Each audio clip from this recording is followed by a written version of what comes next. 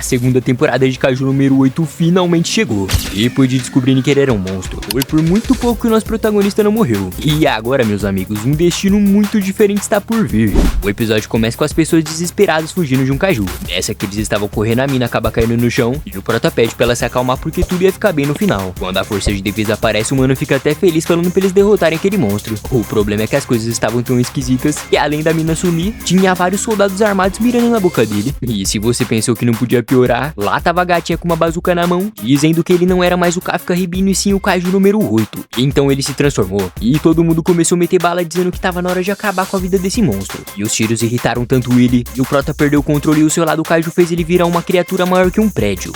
Mas calma lá, paizão. Eu também achei que era real, mas na verdade era só um sonho. Pode falar a verdade, vai. Tu também caiu nesse genjutsu, né? Você ainda está muito fraco. Você não tem ódio suficiente.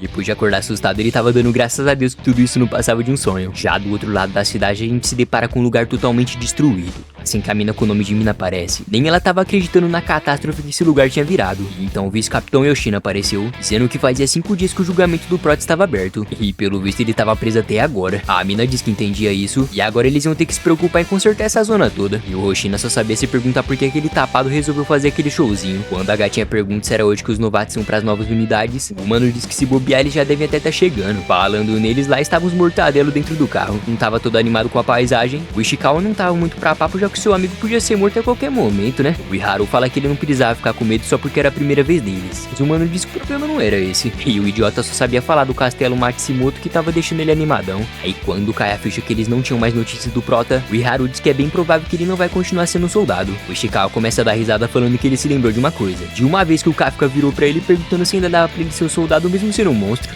Pensando bem, agora ele tem certeza que ele vai voltar mesmo que custe a vida. E então quando eles voltam pro carro, o Ishikawa fala que ele vai ficar muito forte pra conseguir proteger o seu amigo. A loirinha também tava muito preocupada com o futuro do nosso protagonista. Sem contar que ela prometeu que iria parar ele se o cara perdesse o controle. E então ficar mais forte era algo que ela necessitava fazer. Um carecão gigante aparece pedindo desculpa pela demora. E esse aqui era o vice-capitão da primeira divisão. Enquanto ele levava ela pro escritório, eles falavam sobre o comunicado da Capitã Mina sobre a loirinha ficar na primeira divisão por enquanto. E nem ela tava acreditando nisso. Afinal, a primeira divisão é a mais forte potência do Japão que enfrentava Kaiju. Sabendo que o mundo inteiro conhecia eles, essa seria a melhor oportunidade pra ela ficar mais forte. Então quando o careca bateu na porta, ela fala que agora é hora de conhecer o capitão da divisão mais poderosa do Japão. Assim que a porta se abre, lá tava o nosso melhor jogador de Free Fire. O cara fala que faltava só um pouco pra ele pegar platina. Depois dessa decepção de alto nível, o cara pede pra ela guardar que ele já voltava. E esse aqui é o Gen Narumi, e ele tava bem empenhado até chutarem o traseiro dele. O cara tava xingando porque o PlayStation 5 dele quebrou. E fala que esse Hasegawa não passava de um monstro. E o monstro fala que já tinha mandado ele organizar o escritório porque 14 horas ele estaria aqui. E o jogador de Free Fire diz que isso pode até ser verdade, mas é ele que decidia as coisas por aqui. Aí ele já tomou uma bicuda na cara e o careca diz que ele não passava de um preguiçoso. A figure action dele também quase foi jogar no Vasco. E ele fala que o capitão nessa bagaça era ele. E aqui Koroshinomiya tava bem feliz com a maturidade que ele passava. O Narumi fala que quem tava incomodado com a bagunça era esse velho careca. E então pela lógica os incomodados que arrumem. E o Hasegawa agradece dizendo que já que ele insiste, e então tava na hora de deixar esse lugar impecável. O mano não parava de se debater falando que isso aqui era maldade. Então depois do careca avisar que esse era o capitão lendário deles, a loirinha ficou até sem palavras com tamanha magnitude. Platina fala que então essa é a famosa filha do Sr. Izawa. Aí ela até pensou em xingar ele, mas prefiro respeitá-lo já que esse cara ainda era o superior dela afinal de contas. O mano disse que não precisava dessa formalidade toda.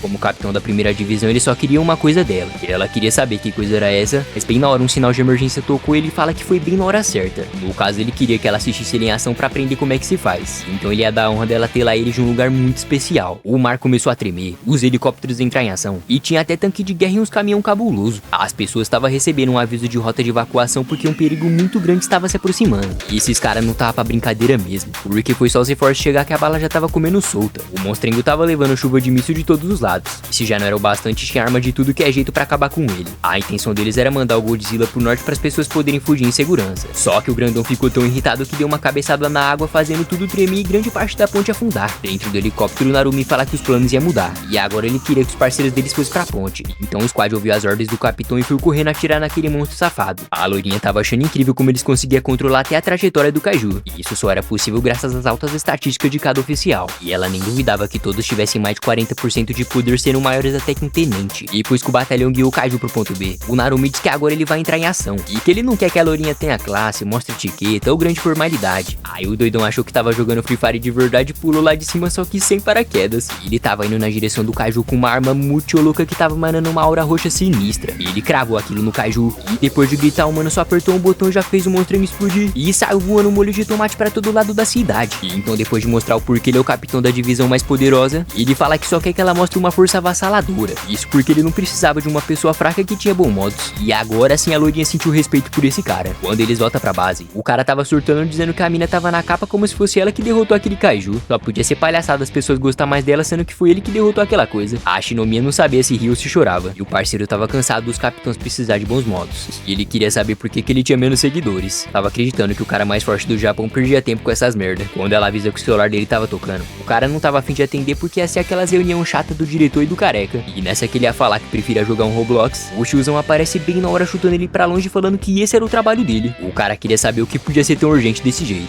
O careca avisa que seria sobre o Kaiju número 8. Falando nele, o nosso prota tava mandando umas flexão e dizendo que já fazia 5 dias que ele não tava podendo fazer nada. Ele se lembrou da conversa que teve com o diretor e diz que tá disposto a fazer qualquer coisa pra provar que ele não era um monstro. Bem na hora a porta se abriu e os soldados falam que tá na hora desse Kaiju vir com eles. Depois de cruzar o corredor, o Kafka se depara com a loirinha, mas como parecia que ela não queria papo, ele preferiu ficar em silêncio. Quando eles entram na sala do Isao, o prota já tremeu na base querendo saber por que o lendário capitão da primeira divisão tava aqui do lado dele. Assim que o diretor fala que ele ia fazer parte da primeira divisão, os caras não estavam conseguindo nem acreditar. A ideia era colocar o Kaiju mais poderoso na força mais poderosa pra eles terem um exército invencível. E a única coisa que ele tinha pra dizer é que se ele não for capaz, não haverá lugar pra ele na força de defesa. Kafka começa a pensar que não gostava da ideia deles precisar dele como Kaiju número 8, mas já que ele tinha que ficar vivo, o negócio era aceitar. Porém, o Narumi recusa porque ele sozinho já podia fazer uma unidade ser perfeita. Aí ele só pediu licença e virou as costas pra todo mundo. Só que o diretor fala que o Kaiju número 9 copiou os humanos e tinha sumido. Já o número 10 atacou a força de defesa de propósito, e então tava bem óbvio que esses Kaiju era diferente do normal. E da mesma forma que nós humanos avançamos dia após dia, eles também estavam evoluindo pra um caminho que eles não conheciam. O diretor fala que ser arrogante nesse momento só faria eles caírem de cabeça pra baixo, e até os mais fortes precisavam evoluir sempre. Aí o clima ficou mais pesado que o braço esquerdo da Thais Carla, e o Narumi diz que o mais eficaz seria transformar o Kaiju número 8 em uma arma pra ele usar. Antes do diretor chamar a atenção dele, o Kafka começou a usar o discurso no jutsu, falando que não podia morrer já que tinha vários amigos que ainda acreditavam nele, sem contar a promessa de criança que ele fez pra mina com o nome de mina.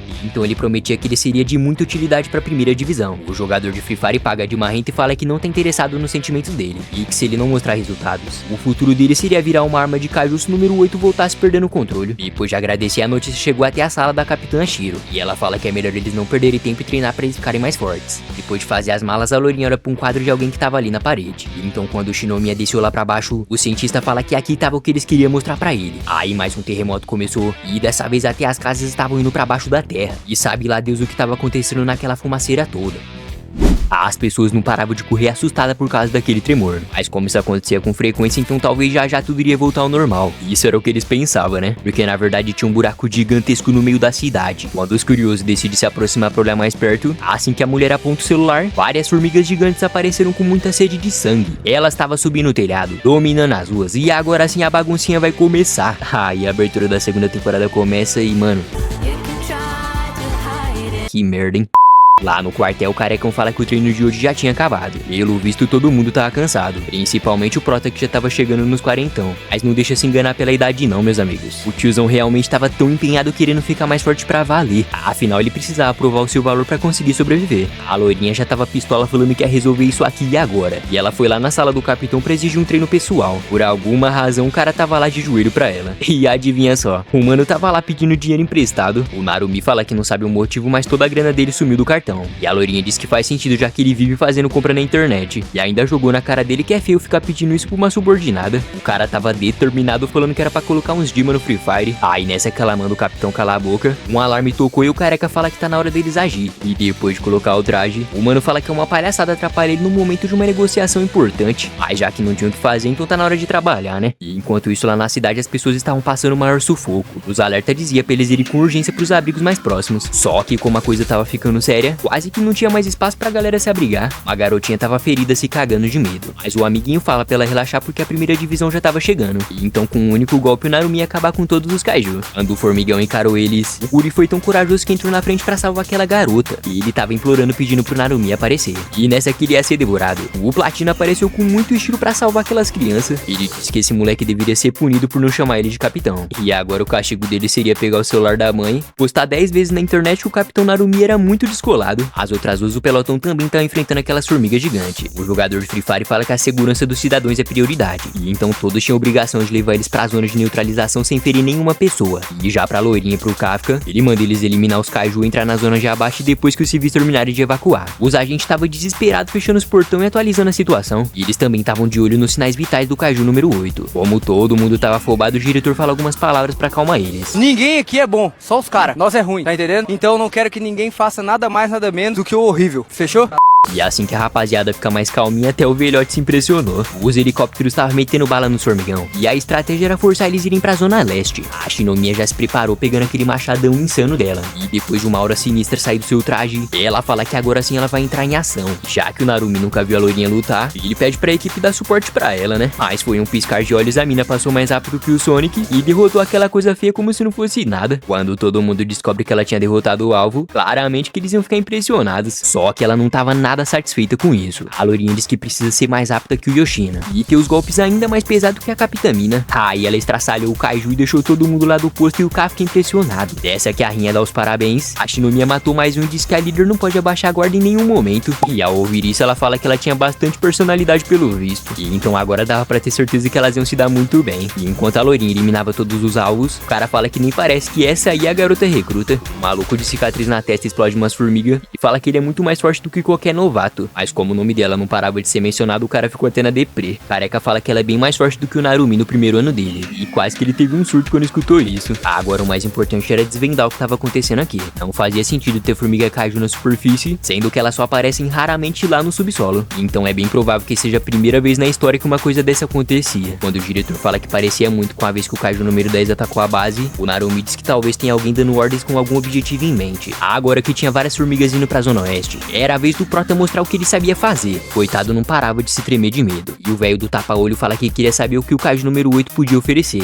Assim que o formigão aparece, o Prota fala que não vai desperdiçar essa chance. Então ele se transformou só um pouco e diz que não vai decepcionar ninguém. E eu aqui, iludido, achando que ele ia derrotar aquele alvo. O velho pergunta por que ele não tava se transformando. E o Kafka diz que já imaginava que não daria pra derrotar essas coisas desse jeito. O problema é que da última vez quase que ele tirou a vida do pai da lourinha, né? Só que independente de tudo era o seu sonho e a sua vida que tava correndo risco. Aí quando o tiozão começa a se transformar, nem dava pra ler o nível de poder do seu traje. E por essa nem o destino esperava, meus amigos. Simplesmente o kaiju número 8 não conseguiu se transformar em kaiju. E ele foi arremessado pra longe e ninguém tava entendendo a razão dele ainda estar na forma humana. O coitado tava cuspindo sangue querendo saber por que deu errado. Pra piorar mais ainda as coisas, tinha sido detectada a presença de um super kaiju naquele lugar. O bichão veio lá debaixo da terra na direção do nosso protagonista. No começo até parecia ser só mais uma formiga gigante. Na verdade era o kaiju número 9, o nosso famoso cabeça de cogumelo. Todo mundo borrou a cueca depois de descobrir isso. E o Lula Molusco fala que só apareceu porque ele sentiu a presença do kaiju número 8 nesse lugar. Então só podia ser aquele humano tolo que era um humanoide. Pra ele não ficar na dúvida, o desgraçado atirou nele pra fazer um teste, né? O Prota caiu no chão falando que precisava se transformar. E quando o Narumi pergunta o que tava acontecendo, os operadores falam que de novo o Kafka tinha fracassado. Pra eles não perder a sua arma mais forte, o Platina fala que ele mesmo vai derrotar aquela coisa. Só que o problema é que agora tinha dois kaiju número 9. E ele não sabia se ele se multiplicou ou já existia dois desde o início. E as novidades ainda não tinham acabado não, tá? Porque todas as formigas que tinham sido derrotadas agora estavam se regenerando. O jogador de Free Fire fala que então esse era o kaiju número 9. Aí quando os soldados avistam o Kafka ferido, eles até tentaram ajudar, mas não deu muito certo não. E agora o cabeça de cogumelo fala que vai matar o Prota e pegar esse imenso poder só pra ele. Quase que ele conseguiu desviar, mas tomou um tiro de raspão na perna e agora tava fazendo cosplay de saco de pancada. Era praticamente impossível vencer essa coisa sem enxergar os ataques dele. E então mais uma vez ele tentou se transformar, mas infelizmente não tava dando certo. E lá no posto velho manda o diretor não se intrometer. Isso porque ficar usando armas numeradas podia reduzir a expectativa de vida do usuário. O Isao fala que já sabia disso. E quando o Lula Molusco ia matar o Prota, a loirinha fatiou a cara dele no meio. E ainda disse que nem ia se reapresentar porque ele ia morrer logo. Voltando pro Narumi, o número 9 fala que tinha que acabar logo com isso pra ele matar o número 8. E o jogador de Free Fire fala que o Kafka era só um cara normal e que o capitão aqui era ele. Aí o bichão saiu metralhando na direção dele. E o Narumi fala que isso é falta de educação, já que eles ainda estavam conversando. Quando ele pergunta se ele era mesmo mais forte que o Kaiju número 8, o capitão ficou nervoso e decidiu mostrar em prática quem é que manda. O operador não parava de atualizar o que estava acontecendo. E o Isao fala que mesmo que as coisas estejam complicadas, isso é uma aprovação que a nova geração teria que passar sozinha.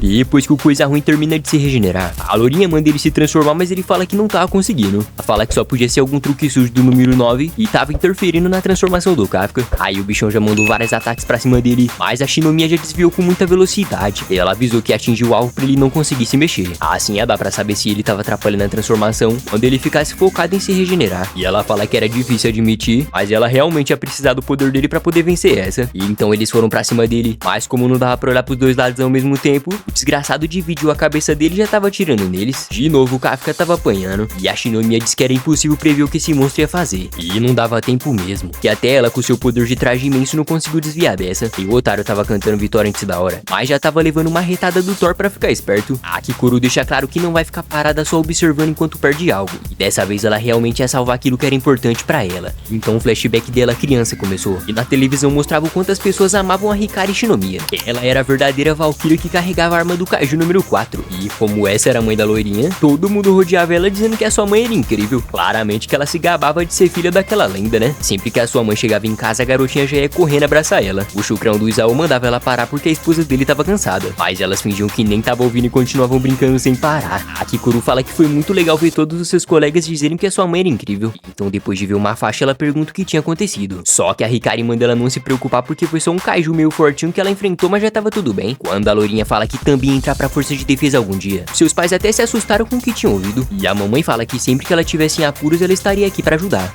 Então meses se passaram e a família sempre esteve junta curtindo ao máximo o dia a dia. Mas como toda boa história precisa de um fim, e infelizmente o aparecimento do Kaiju número 6 fez a Hikari visitar um Michael Jackson, se é que você me entende. Todas as pessoas da cidade estavam se sentindo destruídas. Afinal, se não fosse o sacrifício da capitã, com toda certeza eles nem estavam aqui agora. Coitadinha da loirinha só sabia chorar, dizendo que ela era uma mentirosa por ter prometido lutar ao lado da sua mãe. E nos olhos do Isao a gente viu o verdadeiro ódio por Kaijus numerados. Então a Kikuru promete que pra compensar isso, ela iria se tornar a soldada mais forte. E sempre que ela estivesse no campo de batalha, ela não ia permitir que ninguém morresse. Assim que o cabeça de cogumelo começa a inchar, os operadores falam que ele perdeu todo o apoio, mas o Prota aparece dando uma voadora naquela formiga gigante. De bônus ele foi jogado pra longe e tava com a perna mais estragada que o Rio Tietê. A Lourinha encaixou um machado no pescoço dele e usou a técnica número 6 pra estraçalhar aquele vagabundo por completo. Agora que o Lula Molusco quer perder todo o tempo se regenerando, essa foi a oportunidade perfeita pro Kafka tentar se transformar. O mano tava determinado dizendo que ia acabar com essa palhaçada independente do que houver. Aí do nada aparece aquele parasita que entrou nele. Parecia que ele tava sendo controlado sem poder fazer a sua própria vontade. Então ele mandou um socão na Lourinha que literalmente atravessou o peito dela. E ao olhar pro chão, todos os seus amigos estavam ali porque ele mesmo tirou suas vidas. Mas calma lá, meu parceiro. Claramente que isso não aconteceu de verdade. De novo o Kafka não conseguiu se transformar. E dessa vez ele fala que a culpa disso não era o Lula Molusco e sim dele mesmo. O careca fala que ele tava com dificuldade pelo visto. E o velho do tapa-olho fala que sabia que essa ideia não ia dar certo. Mas antes deles irem pro plano B, o Narumi manda eles relaxar porque ele não vai deixar que um novato cuidasse daquilo sozinho. Ele já ativou 98% do poder do seu traje. O operador fala que ele tava usando a sua força total agora. O jogador de Free Fire já ativou a habilidade do Tatsuya e apareceu lá na frente pra cortar o chifre daquela formiga. Só que diferente das outras lâminas, essa aqui queimava enquanto cortava. O cabeça de cogumelo pensou que era só se afastar pra não tomar os ataques. Mas aquela arma, além de retalhar, ela também podia servir como um fuzil. O Narumi tava usando toda a sua velocidade naquele momento. O cabeça de cogumelo achou interessante essa combinação de cortes com rajada de tiro. O problema é que mesmo ele atirando, o formigão tava de Sharingan e desviava de todos os ataques. Aí nessa que ele foi atacar eles, o número 9 fala que já tinha entendido como lidar com esse tipo de ataque. Agora ele tinha feito várias bolas estranhas pra fazer sei lá o que. E antes do Platina pensar no que fazer, aquelas coisas explodiram no mesmo segundo. Pra complicar tudo, aquela coisa não parava de evoluir a cada momento que lutava. E o Isao fala que ele é tipo um vírus que evoluía com a interação humana. Quando eles olham pro telão, o Narumi fala pra ninguém se preocupar porque a maior ameaça aqui é ele. Cabeça de cogumelo não tava entendendo nada. Depois de cravar aquela arma no chão, o parceiro fala que agora que o traje se aqueceu, tava na hora de iniciar o verdadeiro extermínio. Essa aqui o número 9 pergunta por que os olhos dele pareciam com de um kaiju, e ele já tomou um tiro no peito e ficou em choque na hora. O diretor fala que essa é a Retina 1, a arma numerada mais velha do Japão feito pelos olhos do kaiju número 1. Digamos que isso aqui é tipo um Byakugan, que fazia ele ver aquilo que nem os nossos olhos humanos podem ver. O número 9 tava tomando a maior surra e se perguntando como esse cara tava mais rápido e atirando em todos os lugares que ele se movia. Zao explica que o Platina consegue ver sinais que agem dentro do cérebro. Assim dá pra ele prever onde que a pessoa tá indo mesmo antes dela saber. E que segundo os registros era impossível desviar dos ataques desse terrível kaiju. Quando o Lula Molusco tentou acertar ele, o parceiro já tava lá em cima. E dizendo que então é aí que fica o núcleo desse safado. Aí o mano usou a técnica número 2 de fogo e espada e fatiou aquele otário por inteiro. Todo mundo ficou de boca aberta falando que o capitão tinha derrotado um Honju. E o diretor fala que agora é a vez do Kafka mostrar o seu verdadeiro potencial. A câmera nem voltou direito pra ele e o cara já tava tomando a maior surra. E voou igual bosta pro outro lado, deixando a rua cheia de molho de tomate. Coitado tava com muito medo de matar os seus amigos se ele se transformar de novo. Mas a lourinha manda ele parar com isso e de subestimar ela. Sem contar que ainda tinha várias outras pessoas que podiam parar ele se alguma coisa saísse do controle. A Kikoru tava parecendo muito com a mãe dela. O prota disse que ela tinha razão e que ele era um verdadeiro idiota. Isso porque seus companheiros são tão fortes que nem ele mesmo ia conseguir vencer. Aí o nosso Kurua começa a se transformar. Depois de fazer tanta força parecendo que ia cagar, o Lula Molusco tremeu na base e a Shunamia fala que ele é lerdo demais como sempre. Do outro lado do quarteirão, os soldados nem sabiam o que fazer pra poder vencer o jogo dessa vez. Mas os operadores falam pra eles relaxar porque agora sim o kaiju número 8 apareceu. O Narumi diz que tá curioso pra saber o que ia rolar. O Lula Molusco fala que sabia que ele era o kaiju número 8. Aí ele começou a mandar um gritão que tava fazendo as formigas se levantar e agora apareceu uma asa naquela formiga gigante. A Shinomiya não podia acreditar que ele tava escondendo o poder até agora. Prota fala que mesmo que ele não confia nele mesmo, ainda tinham seus amigos que ele acreditava 100%. A lourinha ficou toda emocionada e ele queria saber se ela podia cuidar dessas formigas pra ele. Ela fala que ele tava bem engraçadinho de mandar ela enfrentar os fracotes. Se ele não conseguir vencer aquela coisa, é ela mesma que vai matar ele. O Kafka fala que tá na hora de dar uma surra naquele Lula Molusco safado, enquanto ele ia pra cima dele. O número 9 fala que ele tá devendo uma pela última vez, já que ele aprendeu bastante coisa nesse tempo. O desgraçado prendeu o pé do Kafka e diz que agora sim ele é capaz de matar ele agora. Só que foi aí que o prota atravessou aquela coisa e simplesmente conseguiu arrancar o núcleo da formiga. E ele fala que pelo jeito que o número 9 enfrentava Kikoru, dava pra perceber que o núcleo dele também era ali embaixo. Cabeça de cogumelo ia mandar uns ataques nele. O Kafka fala que pensou que ele não tinha aproveitado os poderes de kaiju dele até agora, mas isso não passava de ironia, sendo que ele também ficou muito mais forte. Isso porque depois que o corpo dele foi dominado, ele tava conseguindo usar o seu corpo bem melhor do que antes. Aí de novo o vagabundo prendeu ele, mas não adiantou de nada. O tiozão realmente saltou lá de cima. Falou que dessa vez o Lula Molusco não vai escapar de jeito nenhum. O número 9 pergunta o que tinha de diferente nele. E quando vai ver, o prota tinha feito panqueca com aquela formiga gigante. O operador fala que então esse é o verdadeiro kaiju número 8. E se liga nessa pose absoluta de cinema que o Kafka mandou. Careca diz que isso aqui realmente foi incrível. E agora sim a força de defesa viu o potencial do nosso protagonista. Levanta! Levanta! Levanta, fudido! Moderador, tira o moleque desse grupo agora! Eu não aguento ver um bagulho desse no grupo! Ai, que não sei o que você cala a boca, moleque! Você é gado! É isso, meu parceiro. O vídeo vai ficando por aqui. E se você quiser que eu traga o próximo episódio, não esquece de comentar aqui embaixo o Kaiju número 8. Já se inscreve no canal, ativa o sininho pra gente chegar em 100 mil inscritos, fechou? Valeu por assistir, tamo junto e até a próxima.